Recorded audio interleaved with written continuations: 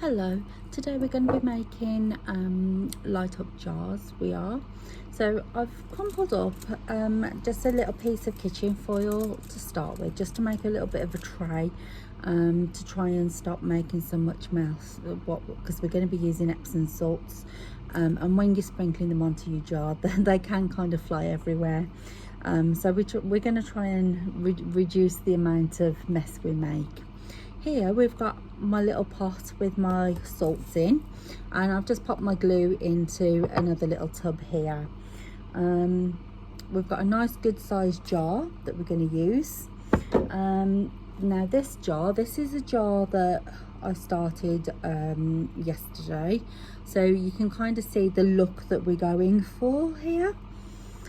Now what we're going to do to start with is just quickly brush all over the jar with the glue.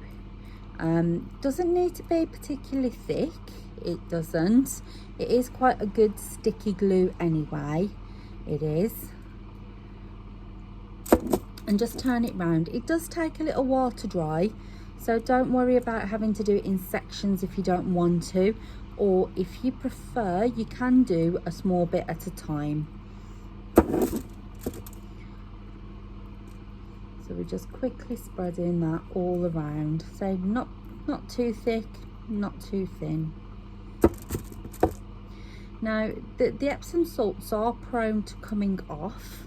They are, so if you've got young people in the house that are going to want to handle the jar, it is quite a good idea to put a second layer of glue over the top once it's dried, but I'll show you a little bit more about that later.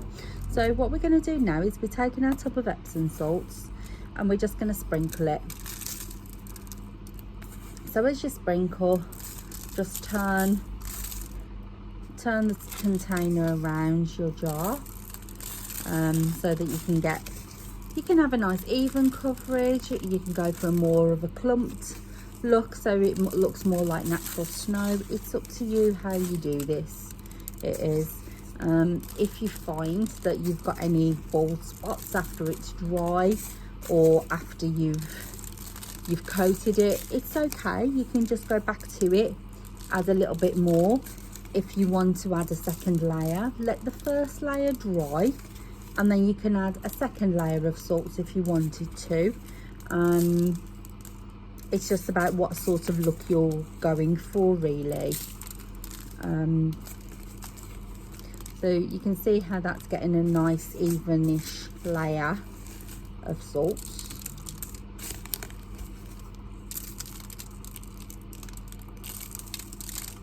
And give it a little shake, it'll knock off any excess.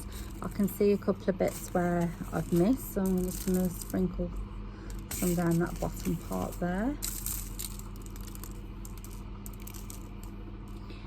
Now you can see we've done the jar. Now I'm going to set this onto some kitchen towel to dry. We do that because depending on how much glue you've used and how wet your project is, it will cause the salt to melt, so you will get some moisture possibly coming off. So if you just set it onto a towel, it'll just help that.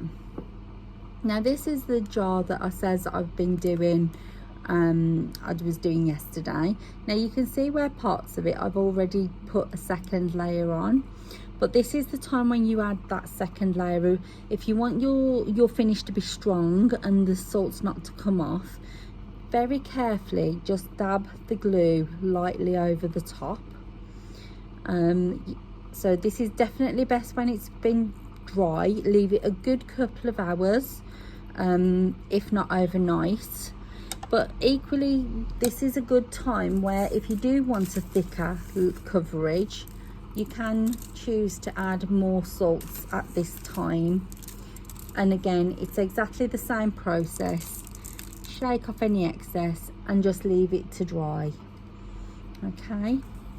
Now to finish off the decoration, what we're going to do is we've got a nice festive sprig. So that's going to look lovely, and we've got some ribbon here. So I'm just going to take a very generous piece of ribbon, and we're just going to snip that off.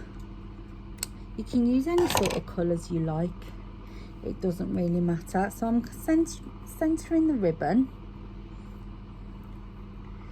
Just find out where the centre is. So once I've got the centre of where my ribbon is, I'm going to use that centre point to tie around my festive sprig and to give it a good knot.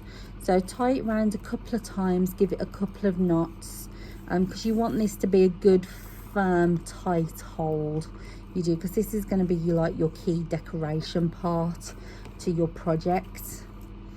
So I've given that a good knot, and that's attached nice and firmly now to my ribbon. So what I'm going to do, you can see there, we're just going to tie it around. It is a little bit tricky. Yeah, just keep trying to center your sprig.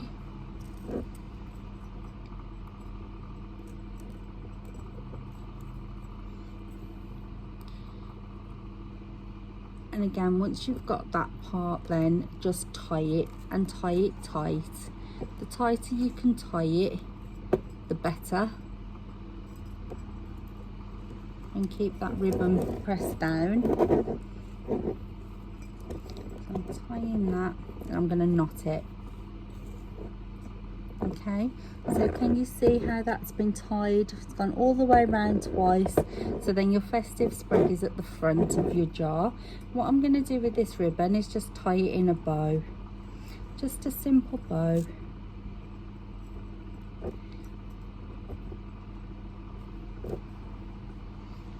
And then we're going to trim off any excess.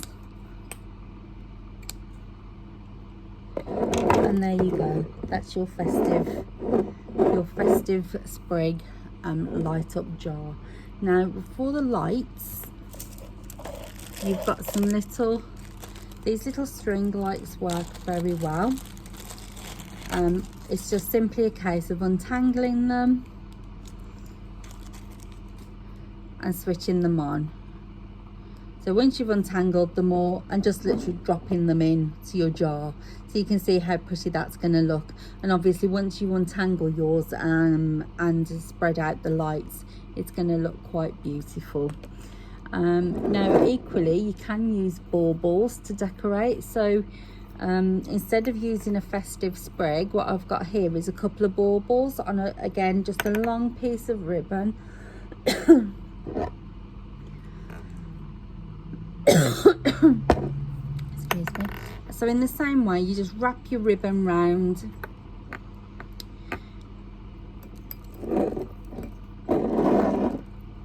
and then tie it at the front with your baubles. I'm not going to tie this one now because this one's still wet, but you get the idea of what to do if you wanted to choose something different and put baubles on the front.